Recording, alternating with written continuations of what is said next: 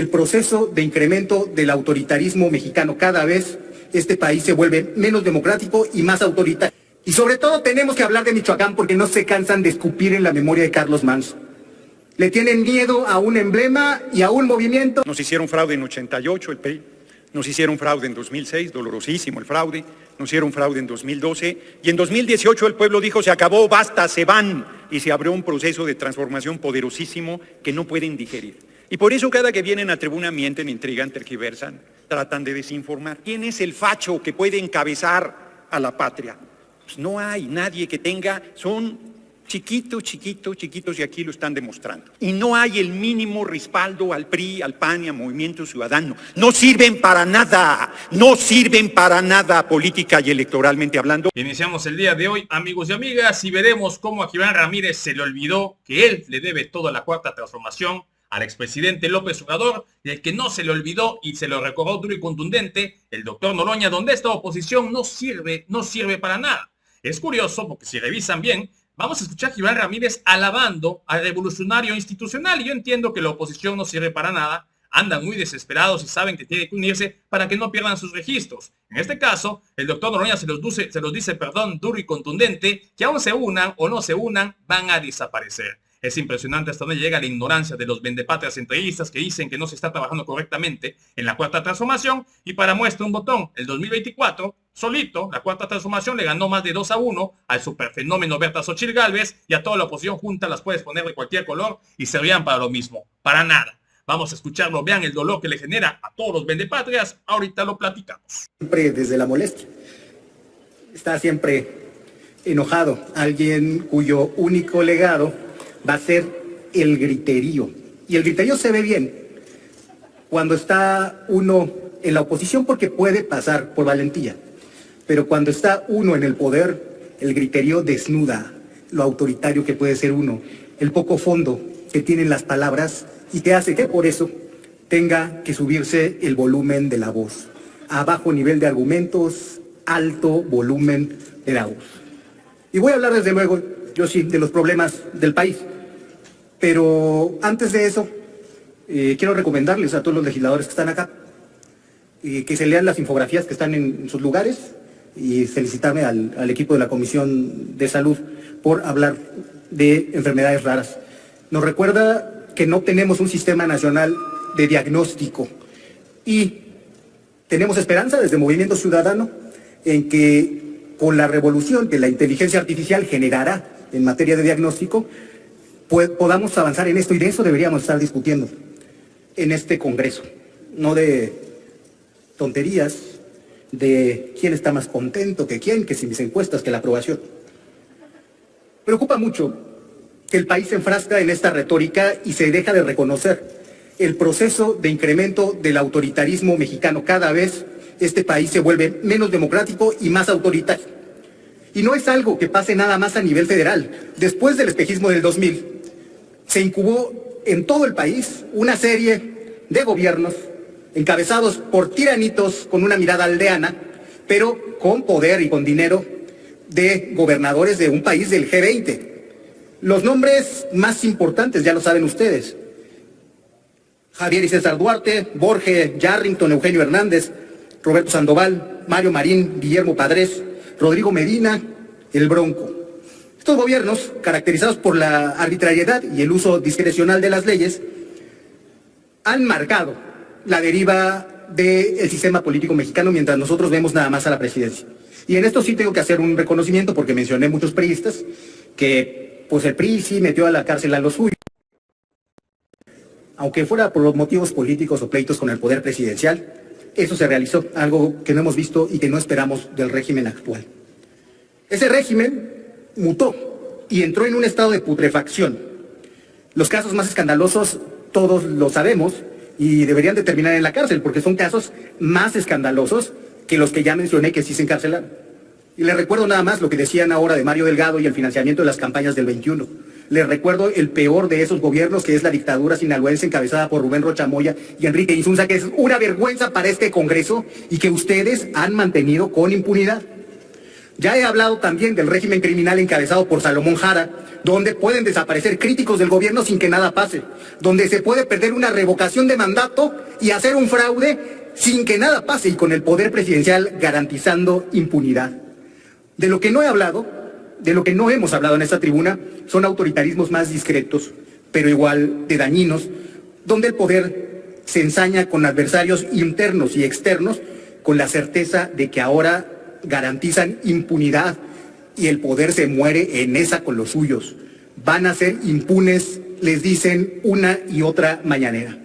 En esos autoritarismos, los gobernadores llegan a mandar incluso sobre diputados de la oposición, sea por amenaza o por convencimiento de dudosa procedencia. Y así creen que esconden la práctica autoritaria. Tenemos que hablar entonces de los estados. Tenemos que hablar, por ejemplo, de Tlaxcala, donde se utiliza la auditoría del Estado para perseguir opositores y aunque se les ganen controversias constitucionales, la gobernadora sigue en el acoso, como sucedió, por ejemplo, en el caso de Atlangatepec. No ha cesado ese acoso y donde ha sucedido con presidentes municipales que ya no están en funciones, con expresidentes, con cuentas que se vuelven a abrir y se vuelven a revisar, aunque se les señale desde la Suprema Corte que es una práctica indebida. Eso es autoritarismo y de eso también tenemos que hablar. Tenemos que hablar de Guanajuato, donde se acosa sistemáticamente y desde que era panista a Alejandra Gutiérrez, por sus cualidades políticas, por su liderazgo, por agravios que son normales en cualquier lid política y que todo político maduro sabe enfrentar. Tenemos que hablar de que indebidamente quieren revisar cuentas que ya habían sido revisadas por el ardor que le causa a Acción Nacional que Alejandra haya transitado a Movimiento Ciudadano, donde se hace la nueva política. Nosotros no estamos por la aplicación selectiva de la ley y creemos en revisar como método y no como instrumento de represión. Entonces no tendremos miedo nunca a la rendición de cuentas, pero que se haga de manera pareja. Se tiene que hacer también del gobernador Diego Sinue. Tenemos que hablar de la vía Silao-San Miguel y la pérdida diaria de 685,000 pesos de ingresos para el Estado. Tenemos que hablar de las rentas de $500,000 indebidas, tenemos que hablar de Seguritec, tenemos que hablar de la casa en Woodlands, tenemos que hablar de que se audite, pero se audite a todos, de que todos respetemos la ley, porque esta será la única manera de transitar a una política diferente de ese autoritarismo que ya se pudrió. Y sobre todo tenemos que hablar de Michoacán porque no se cansan de escupir en la memoria de Carlos Manso. Le tienen miedo a un emblema y a un movimiento que lleva un sombrero. No quieren que los identifiquen, quieren que vaya el nombre solo. Están haciendo esa reforma con dedicatoria. Esa práctica arbitraria da cuenta del miedo que niegan cada vez que se suben a esta tribuna, aunque vociferen como vociferó el que se subió antes de mí. Muchas gracias. Felicidades, compañera presidenta de la mesa directiva. Qué manera de celebrar su cumpleaños oyendo tanta mentira. En las elecciones presidenciales se define el rumbo del país. No hay duda, nos hicieron fraude en 88 el PRI, nos hicieron fraude en 2006, dolorosísimo el fraude, nos hicieron fraude en 2012 y en 2018 el pueblo dijo se acabó, basta, se van y se abrió un proceso de transformación poderosísimo que no pueden digerir. Y por eso cada que vienen a tribuna mienten, intrigan, tergiversan, tratan de desinformar. Y luego en 2024 volvió el pueblo a decir queremos que continúe la cuarta transformación. El año entrante, pueblo de México, se define el rumbo del país aunque no es una elección presidencial. El gobierno de Estados Unidos está en una condición injerencista queriendo cambiar el rumbo de los países en Latinoamérica, hizo fraude en Honduras, está materializando un fraude en Perú, hizo fraude en Colombia, lo ha reconocido el propio presidente de los Estados Unidos, y la oposición de derecha, inútil como es, piensan que van a volver al frente de los destinos públicos del país apoyados por una potencia extranjera. Ustedes son PRI, PAN y Movimiento Ciudadano, lo más cercano que haya a Victoriano Huerta con una diferencia.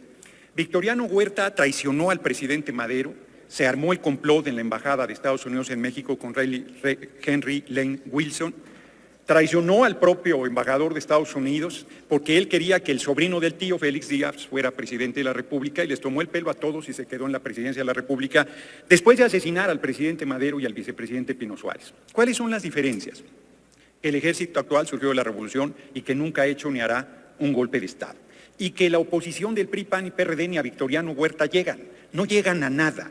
Si el gobierno de Estados Unidos voltea a ver quién es el facho que puede encabezar a la patria, pues no hay nadie que tenga, son chiquitos, y aquí lo están demostrando. He tomado nota para responder a varias cosas. Por ejemplo, el PRI viene a tribuna y dice: desaparecieron el Fondem, que es su discurso favorito, se reconstruyó Acapulco, cada que hay un desastre natural, el esfuerzo de nuestros gobiernos ha sido enorme como nunca durante los gobiernos del PRI y el PAN, pero ni siquiera hacen su tarea porque el Fondem en el ramo 23 tiene 19.500 millones de pesos.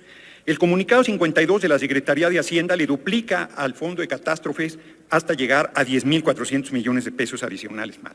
El fondo para carreteras es de 49.000 millones de pesos y vienen con una desvergüenza a decir: no, es que no están haciendo nada. Su presidente, Ernesto Zedillo Ponce de León, cretino, traidor a la patria, rematador del patrimonio nacional, privatizó los ferrocarriles diciendo que iban a ser los más modernos del mundo. Eran tan modernos que eran invisibles los ferrocarriles de pasajeros. Desaparecieron todo tipo de comunicación. El compañero presidente hizo 1.736 kilómetros de ferrocarril. Tengan para que aprendan. Y la compañera presidenta va a hacer 3 veces más de vías de ferrocarril.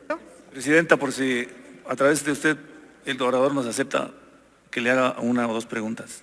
Sí. ¿Cómo no voy a aceptar una pregunta de mi compañero y amigo Reginaldo Sandoval? Con mucho gusto. Un minuto para formularla. Muchas gracias, senador. Primero, preguntarte, senador, ¿por qué consideras que la oposición, la derecha, le tiene tanto coraje a nuestro presidente Andrés Manuel López Obrador? Y segundo, ¿qué validez le das a lo que presenta Mexicanos por la Corrupción? Mexicanos por la Corrupción no es esta señora que cobra una pensión en Pemex sin tener derecho a ella porque y cobra una pensión millonaria en Pemex. Pues esa es la calidad de Mexicanos por la Corrupción. Yo creo que odian al compañero presidente López Obrador porque los exhibió en toda su corrupción. En 6 años hizo lo que en décadas el PRI y el PAN no hicieron. Felipe, el Sagrado Corazón de Jesús Calderón Hinojosa, ¿cuál es su obra magna? La suavicrema y la barda que iba a ser una refinería. Enrique Peña Nieto, ¿cuál es la obra más importante que hizo? Se me olvida. Y si me sigo para atrás, lo que hicieron fue rematar el patrimonio nacional, bañar en sangre el país, como lo demostró hace un par de semanas nuestra compañera Lauritzel Castillo. Todos los cárteles nacieron bajo gobiernos del PRI y el PAN.